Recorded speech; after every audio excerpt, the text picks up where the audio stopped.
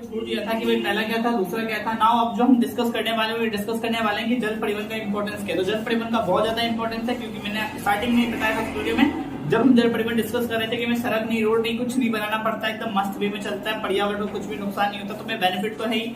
आप land transport को ले लो, कैसा होता है, इतना एकदम पॉल्यूट करके रखा हुआ है। बट क्या वाटर ट्रांसपोर्ट भी ऐसा करता है कि नहीं करता, फिर इसमें कुछ ड्रॉबैक्स भी होते हैं। ठीक, इसके साथ मैंने ये इसमें बता दिया कि आपको जल परिवहन में कि एक ऐसा पॉर्ट्स होता है जिससे बाहर सुविधाएं जाती हैं, लेकिन देश के अंदर में भी कई सारे क्या है जल मार्ग हैं।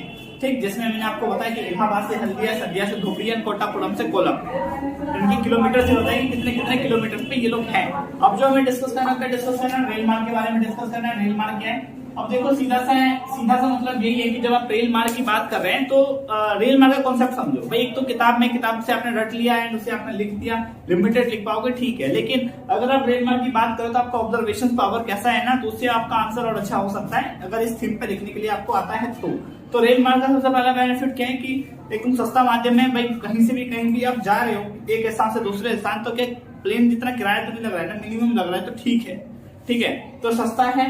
इसके साथ इसका एक और मुख्य क्या है कि इसके साथ देश की इकोनॉमी का इंफ्रास्ट्रक्चर काफी ज्यादा महत्वपूर्ण होता है, मतलब विकसित होता है। साथ साथ जहां रेल मार्ग बनता है आसपास के क्षेत्रों में रोजगार काफी ज्यादा मात्रा में सृजित होते हैं, सामाजिक व्यवस्था में परिवर्तन आता है। इसके साथ साथ जो संस्कृति है उसमें भी परिवर्तन देखने को मिलता है, जिसकी वजह से रेल मार्ग की वजह से। संस्कृति में कैसे, जब आप गाँव जा रहे होते हो तो आपके जिस सीट पे आप बैठे रहते हो तो उसके सामने वाली सीट पे कोई और बैठा होता है, बगल में कोई और बैठा रहता है। लेकिन जब आप साथ बैठते हैं तो आप में जो गपशप स्टार्ट हो जाता है, आपका कल्चर मिलना स्टार्ट हो जाता है, लैंग्वेजेस मिलते हैं। इस तरीके की जो घटनाएं होती हैं, ऐसे ये कहा जाता है कि संस्कृति में लोग एक साथ आते हैं, कहाँ पे, रेल मार्ग के द्वारा। तो रेल मार्ग कहते हैं कि संस्कृति बनाने में रेल मार्ग काफी इंपॉर्टेंस है।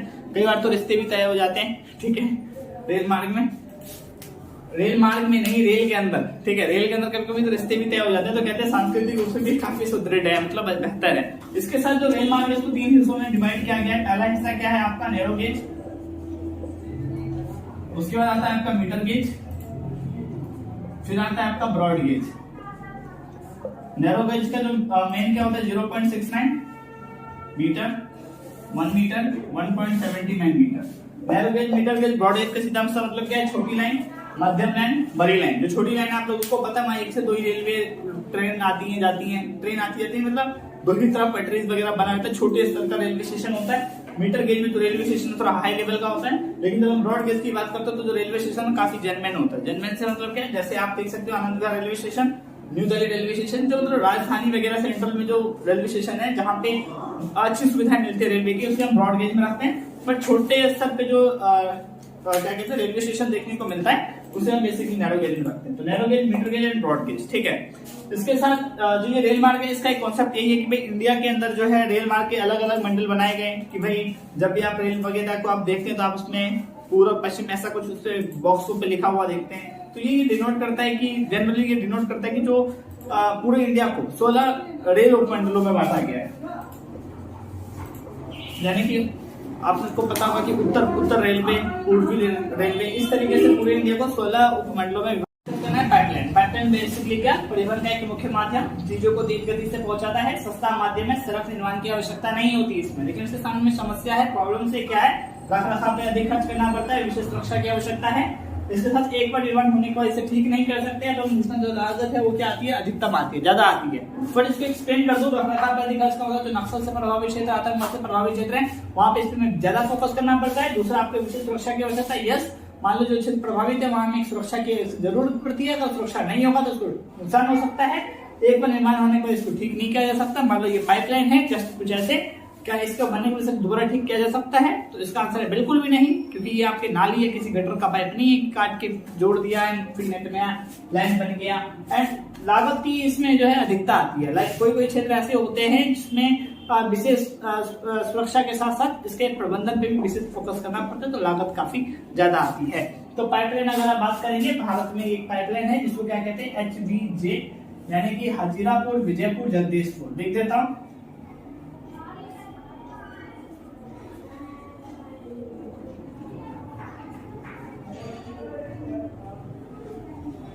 हजीरापुर विजयपुर जगदीशपुर एक मुख्य पाइपलाइन है। दूसरा आपका एक और पाइपलाइन है, वो क्या है, गुजरात से लोनी, उसके बाद एक चीज आपने सुना होगा मुंबई हाइट। मुंबई से 140 किलोमीटर की दूरी पे है ये, और यहाँ पे भी हमें क्या मिलता है, जो पाइपलाइन के हेल्प से, यानी कि पेट्रोलियम वगैरह मिलता है, तो इसमें ये भी काफी एक इम्पोर्टेंस रोल है। ओके, नाउ ये चीज आपको समझ में आ गया होगा पाइपलाइन क्या है। तो हमने अब तक क्या किया, परिवहन के सभी चारों विधाएं हैं इन पे हमने फोकस कर दिया। स्थल परिवहन पे बात कर लिया, जल परिवहन पे बात कर लिया, वायु परिवहन पे बात कर लिया, pipeline as well as rail मार्ग पे हमने बात कर लिया। अब किस पे बात करना है, अब बात करना है संचार। यस, संचार की बात, मतलब क्या, हम इसे क्या समझ रहे हैं, तो संचार बेसिकली क्या है, सुनते जाओ, लिखना नहीं है इसमें, सुनते जाओ।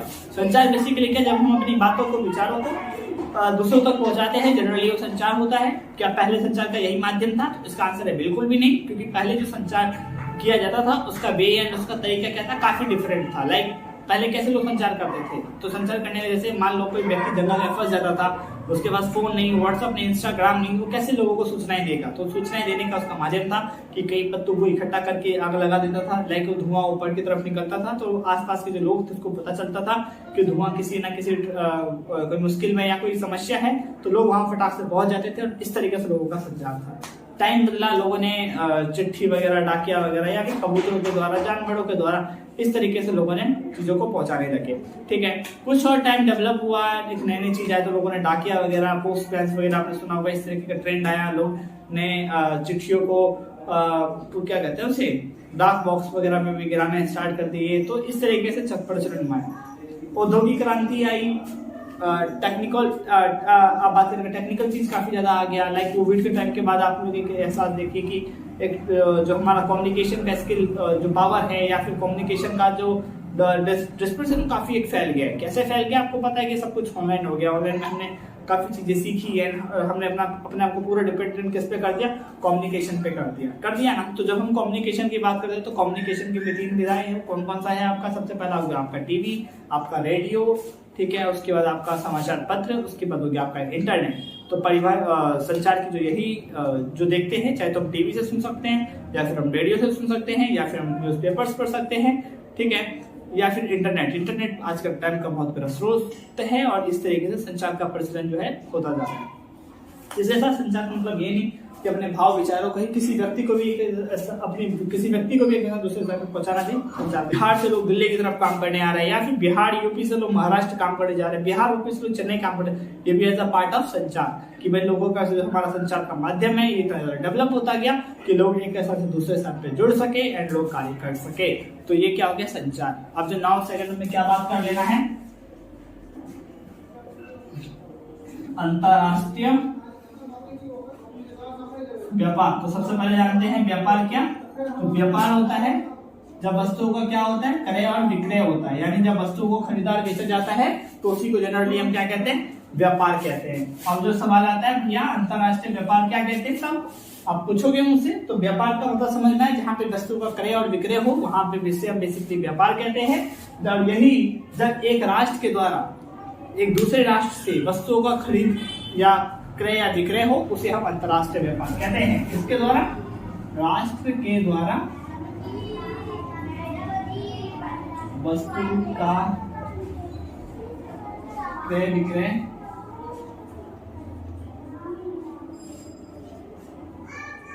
दूसरे राष्ट्र के साथ, यानी कि एक देश है उसका दूसरे देश के साथ वस्तुओं को खरीदना बेचना जो लगा रहता है, उसको हम अंतरराष्ट्रीय व्यापार कहते हैं। अंतरराष्ट्रीय व्यापार समय के साथ इसमें काफी परिवर्तन होता गया है। अगर स्टार्टिंग टाइम से अगर हम देखें तो कभी हमारा रुझान किसकी तरफ ज्यादा रहा, तो हमारा रुझान ऐसे तो रशिया की तरफ ज्यादा रहा कि हमने ट्रेड जो भी है उनके साथ काफी ज्यादा किया, साथ साथ हमने पड़ोसी देशों के साथ भी किया, लाइक अमेरिका के साथ भी किया। तो इसमें जो है क्या होता रहता है, चेंजिंग आता रहता है। कैसे चेंजिंग आता रहता है, अभी आपको पता होगा कि रशिया यूक्रेन में वॉर हो रहा है। आपको पता होगा कि जो रशिया जो है यूक्रेन पे आक्रमण करती जा रही है, ठीक है। क्या मैटर है आपको ऑलरेडी पता होगा, या फिर आप नहीं पता तो आप थोड़ा उसको देखिए क्या मैटर है, नहीं तो सेपरेट वीडियोस भी हम बना सकते हैं, इस पे कोई दिक्कत की बात नहीं है, ठीक। तो इससे क्या होगा कि एक वर्ल्ड लेवल पे इंटरनेशनल ट्रेड पे भी थोड़ा प्रभाव देखने को मिलेगा। लाइक जो यूक्रेन के साथ जिसका ट्रेड था उसमें थोड़ा चेंजिंग देखने को मिलेगा, रशिया के साथ था उसके साथ चेंजिंग देखने को मिलेगा, या फिर जो और देश है उन्होंने रशिया पे प्रतिबंध लगाए हैं, तो ये आर्थिक प्रतिबंध लगाए हैं, तो इन सब प्रतिबंधों की वजह से जो ट्रेड जो है ना सब देशों के साथ अलग अलग देखने को मिलेगा। तो अंतरराष्ट्रीय व्यापार में जो हमारा देशों के साथ रुझान है व्यापार के उद्देश्य से काफी अलग अलग होता है, कभी हमारे इसके साथ ऐसा होता है अच्छा तो कभी दूसरे के साथ, तो इस तरीके के परिवर्तन होते रहते हैं। और किसी भी व्यापार को प्रभावित करने में किसी भी स्थान का भौगोलिक कारक, किसी भी स्थान का आर्थिक कारक, किसी भी स्थान का सामाजिक कारक, किसी भी स्थान का सांस्कृतिक कारक एंड किसी भी स्थान का राजनीतिक कारक अपनी महत्वपूर्ण भूमिका निभाता है। अब हम बात कर लेते हैं पर्यटन की। पर्यटन जो है एक मुख्य माध्यम है। पर्यटन का मतलब क्या है, जब हम एक स्थान से दूसरे स्थान पर जाते हैं किस उद्देश्य से, अमोद प्रमोद के उद्देश्य से, ठीक है। यानी कि जब व्यक्ति एक स्थान से दूसरे स्थान पर अमोद प्रमोद के यानी कि सुख सुविधाओं के उद्देश्य से या सुख के उद्देश्य से जाता है, उसी को जनरली हम क्या कहते हैं, पर्यटन कहते हैं। पर्यटन आज के समय में एक मुख्य क्षेत्र के रूप में उभरा है, परिवहन के उद्देश्य से भी एंड इसके साथ साथ सेवाओं के उद्देश्य से भी, क्योंकि जो पर्यटन का विकास है भारत में ही नहीं संपूर्ण विश्व में एक अलग रूप में देखने को मिल रहा है। पहले क्या था, पर्यटन वगैरह एक नॉर्मल वे में हमें देखते थे, यानी कि लोगों के पास या फिर ये मानो कि लिमिटेड लोग ही इस स्थानों पे जाया करते थे, घुमा करते थे।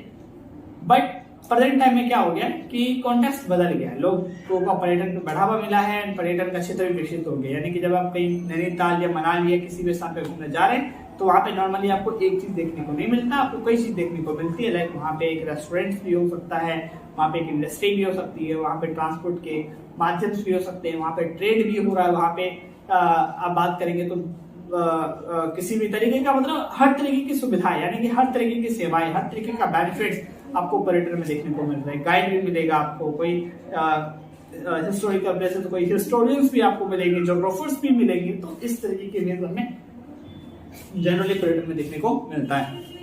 अब किसी भी स्थान का जो पर्यटन है वो कैसे प्रभावित होगा, मान लीजिए भाई मुझे नैनीताल या कहीं पे घूमने जाना है, कहीं पे भी घूमने जाना है, तो मैं क्या क्या देखूंगा, मैं पूंजी देखूंगा, वहां पे पैसा कैसा लग रहा है। अगर ज्यादा पैसा लग रहा है तो क्या मैं घूमूंगा, नहीं घूमूंगा। भूमि देखूंगा, क्या पता मुझे पहाड़ों पे लेके जा रहा है तो मैं पहाड़ पे घूमने जाऊंगा क्या, नहीं, हाँ पहाड़ पे तो घूमने जाऊंगा। अब आप बोलोगे रेगिस्तान घूमने चलता, रेगिस्तान में थोड़ी ना चला जाऊंगा भाई, गर्मी में कौन जाएगा, ठीक है।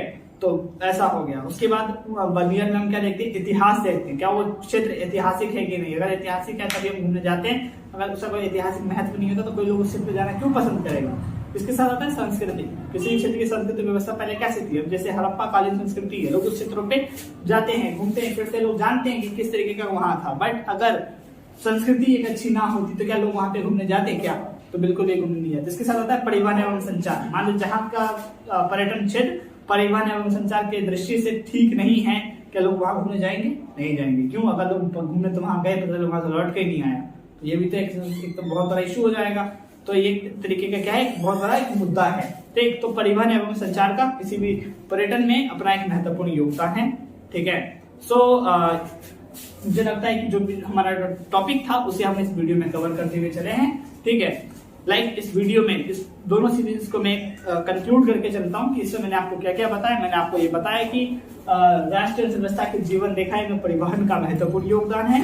मात्र परिवहन ही नहीं, इसके साथ साथ संचार के माध्यम भी, अंतर्राष्ट्रीय व्यापार भी एवं पर्यटन भी, ये सभी जो कारक है ये परिवहन के विकास में राष्ट्रीय अर्थव्यवस्था में अपनी महत्वपूर्ण भूमिका निभाते हैं, जिस विषय में हम राष्ट्रीय अर्थव्यवस्था की जीवन रेखाएं कहते हैं। तो उम्मीद करता हूँ कि आपको हमारा ये वीडियो या फिर हमारा जो ये लेक्चर सीरीज है ये आपको पसंद आया होगा। एंड तब तक के लिए धन्यवाद, मिलते हैं अपने नेक्स्ट वीडियो।